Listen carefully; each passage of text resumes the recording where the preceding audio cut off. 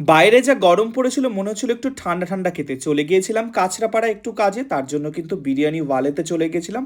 আর শিলাদি কিন্তু বিরিয়ানি ওয়ালেতে বিক্রি করছে মহব্বত শরবত। তোমরাও কিন্তু বাড়িতে বানিয়ে নিতে পারো এই মহব্বত শরবত, যার ফুল রেসিপি কিন্তু 5 ফোড়ন পেজ, আমার যে পেজ সেখানে শেয়ার করা থাকে। চলো এবার তোমাদের খেয়ে দেখাই কেমন খেতে হয়েছে। কাঁচরাপাড়া কলেজ মোড়ে, আর আমার হাতে রয়েছে মহব্বত শরবত। বাইরে তো প্রচন্ড গরম, তার মধ্যে এরকম ঠান্ডা ঠান্ডা মহব্বত শরবত নিয়ে নিয়েছি একদম কাঁচরাপাড়া বিরিয়ানি ওয়ালি থেকে। দেখাও একটু। আর শিলাদি রাতে স্পেশাল এই মহব্বত শরবত কিভাবে তৈরি হয় সেটা তো তোমরা ভিডিওতে দেখলেই, তারপরে কিন্তু এটা একটু টেস্ট করে দেখার পালা।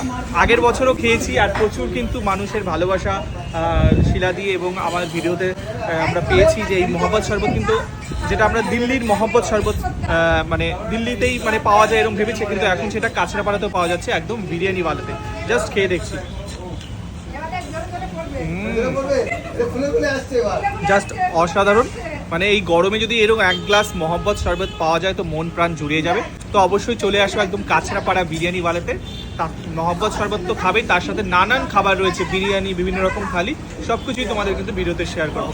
তো ভিডিওটা কেমন লাগলো অবশ্যই জানিও। তো আজকের মতো এই পর্যন্তই, টাটা।